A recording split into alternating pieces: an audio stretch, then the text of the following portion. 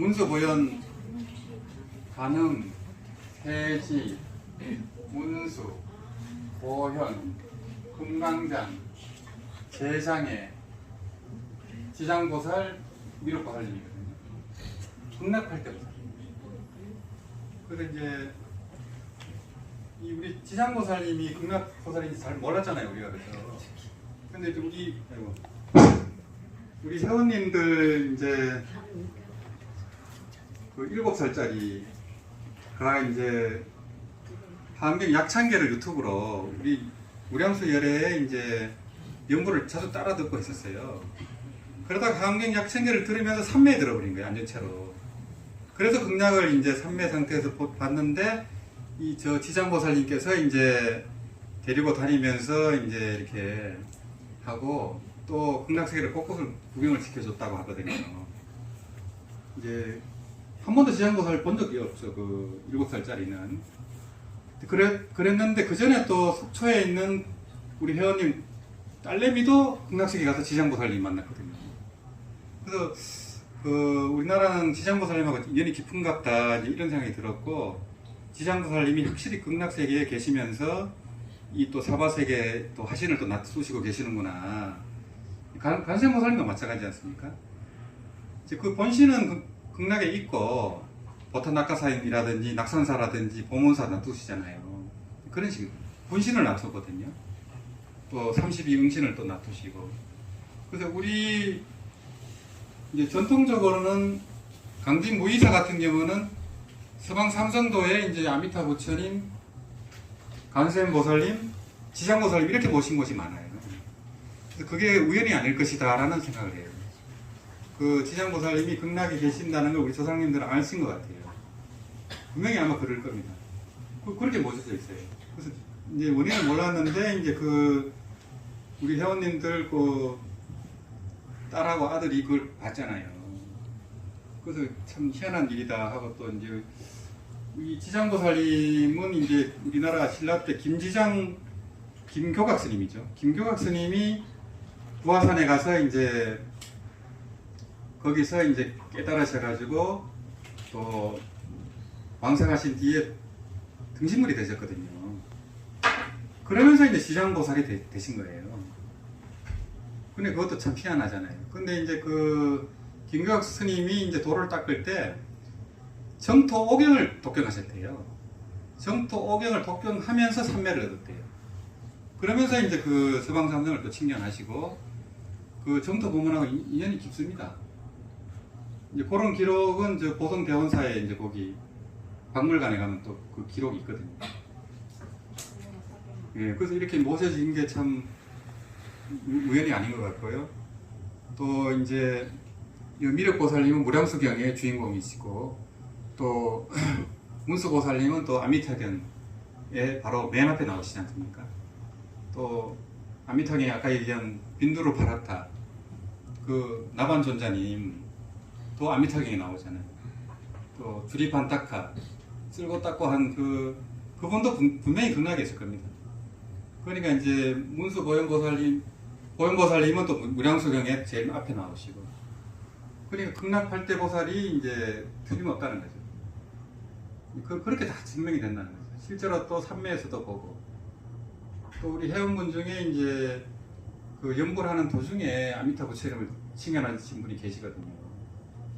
꿈에서 본 분들은 이제 더 많죠. 더 많고, 이제 또 서방 삼성을 칭찬했다는 분들도 계세요. 근데 그거는 이제 뭐 한상에서도 있고, 그거는 자기만이 알겠죠. 근데 수행 도중에 이제 칭찬하시는 것은 거의 틀림이 없어요. 그 부처님이 아주 큰 몸으로 그렇게 놔두셨다고 합니다. 2시간 동안. 눈만 감으면 보이고. 그런 분들은 뭐 걱정이 하나도 없죠.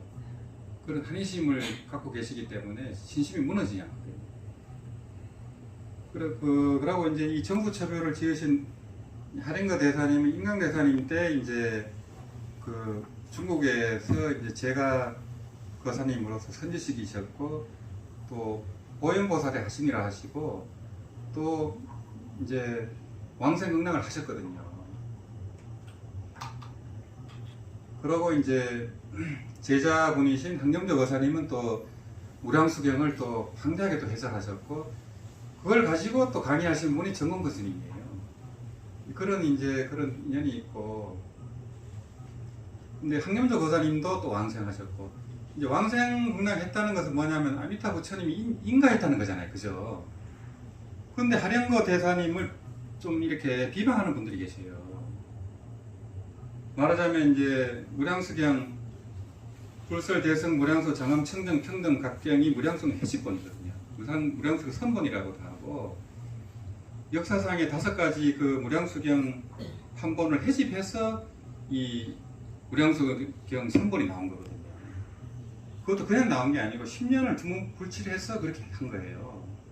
해가지고 또 아미타 부처님의 가몽을 넣고 그것이 전 세계 확산이 된 거예요.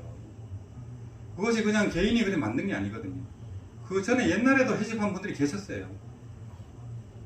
왕용서 거사님이라든지 이런 분들도 해집을 했었어요. 근데 그 해집본이 완벽하지 못하기 때문에 이 하령거 대사님, 거사님께서 이렇게 해가지고 전 세계에 이 판본이 유통이 되고 있고, 이게 뭐 1억 명이 독경을 하고 있다거든요. 이렇게 되는 게 그냥 되는 게 아니에요. 그럼 불보살의 인증과 호급 선신들이 그거를 지켜주지 않으면 절대 될 수 없는 일이에요. 근데 그거를 무량수경 해집본이 가짜다, 이런 식으로 하면서 이 하령거 대사님을 비방하는 분들이 있어요. 대만에도 그렇게 있습니다. 물론 이제 국내에도 그런 분들이, 스님들이 계시고요. 그러면 정말 부업을 조심하셔야 돼요. 그냥 그런 얘기는 하지 말고 내가 하는 걸 열심히 하면 되잖아요, 그죠? 근데 왜 하령거 대사님이 어떻고 정공 스님이 어떻고 그런 왜 부업을 짓습니까? 그런 어마어마한 부업이 돼요. 그런 분들은 다 왕생극락을 하셨고 아미타 부처님이 인가를 하신 분들인데, 그걸 부정하면 아미타 부처님을 부정하는 거잖아요, 그죠?